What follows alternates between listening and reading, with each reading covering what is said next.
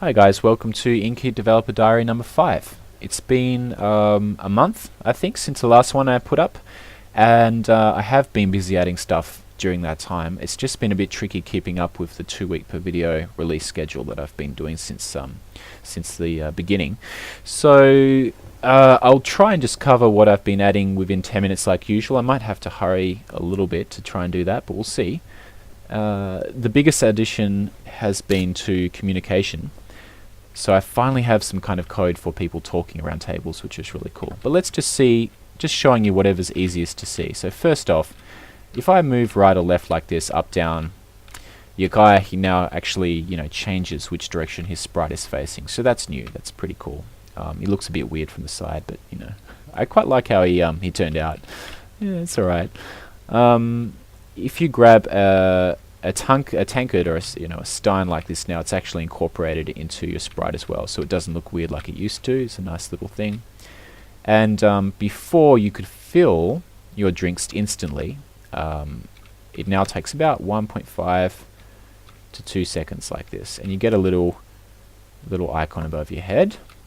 If I give this now to this guy, I get a little number as well, just the 2, because I've received 2 coins.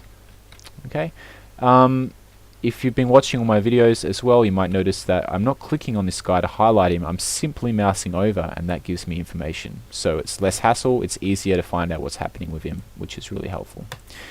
Okay, to send him off.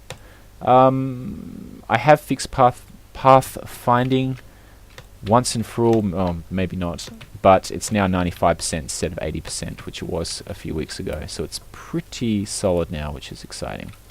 Let's get this guy to go over here. Okay, and now they're going to start talking. So this is the major addition that I'd like to show off. How it works is that one of these people will say something and then the other person will react. At least this is a very simplistic framework right now. It'll be something a bit more complicated and nuanced later on. But the idea is that if they like that other person, that's going to give a bonus to whatever they, however they react. But reactions also depend on what type of speaking is happening. So a person might be grumbling, they might be joking, they might be making rumors, they might be threatening, they might be telling stories. There's all kinds of different speech acts, and however people react to those is going to depend on how much they like them. Here we go. I hear word there be smugglers using the old road at night. So that's a rumor.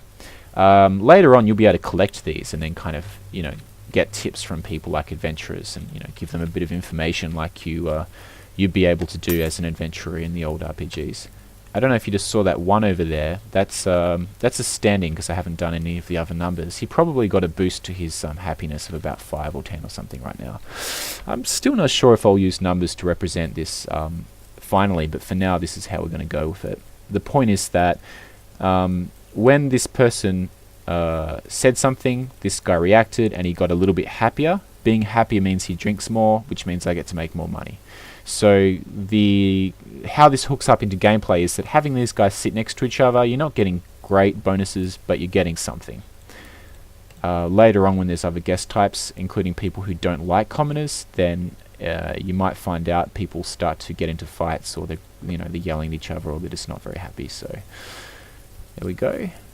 Everyone's getting some little bonuses here, and that'll start to affect their faces. If you kind of just, kind of mouse over, you can see it's much easier like this after all than having to, click, click, click, click and select or something like this. Okay. Sometimes they will actually create text as well to react, but typically not, because otherwise it might be a bit spammy. This guy's just, chatting away, complaining about the weather. So the different types of guests as well will all have different types of things that they're going to say. So the things commoners say are going to be a bit more related to being a commoner. Something that adventurers say is going to be a little bit more adventurer related. Everyone else got a little bit of a bonus there. There we go. This guy's still not that merry yet, but we'll see how we go. Alright, and now that table has a tankard on it, you can see it's highlighted. And just like that, you can see the selection code is, the mouse over code is really working nicely now like this.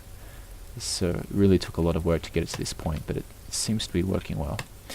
You can see now how there's a speech bubble, like an ugly speech bubble appearing above his head. That's because I'm too far away. If I go closer, suddenly now I can see it. So that's just kind of to indicate that if I'm far away over here somewhere, I'm not going to be able to hear what everyone in the tavern is saying, you know. And here we go. Some reactions there, kind of overlapping, so I'd have to think of a way to deal with that later. Basically, if you're far away, you won't hear, which that gives you kind of an idea that, alright, I need to kind of overhear, maybe eavesdrop a little bit to try and find out about rumors that I can then sell and make profit with, stuff like that. Okay, there we go. You can hear the fire crackling away. It's starting to come together a bit, I think. There we go. Oh, saying something. Takes a while to heave my way over here. It's a little bit slow thanks to the recording software. Okay, let's grab this. Get another drink, making the money. 62 gold. 64. How much can I make? And you can see here the barrel's just getting lower and lower. That will go all the way down till it's empty. And that's about it, really. Okay. So there's a whole lot of work that's gone into setting up the framework for this whole thing to work.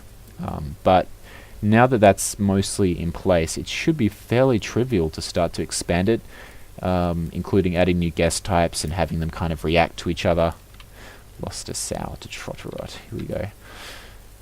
It's my attempt at being rustic, you know, with the dialogue here. We'll see what people think about that. I don't know. And there we go. So maybe in 2 weeks, maybe 3 or 4 weeks, I will introduce 2 or 3 new guest types, and you'll be able to see how people who don't like each other kind of, you know, interact. Eventually they'll be fighting, and then I'll have some inventory in for actually kind of selling and trading with these secrets and things that you gather and so on. So yeah, it's kind of like you know, finally now that all this foundational stuff has started to clean up and things work as they supposed to, I can add features which are actually more visible, which is really exciting, but it also means I can make more videos sooner, which is good. And yeah, I'm just trying to kind of experiment with how to actually make the GUI elements like this look a little bit prettier. That's tricky too. Like for example here you can see this line. That's actually you know, some things like, how on earth can I do that without that happening? I don't know. There's lots of little tricky things I have to work out.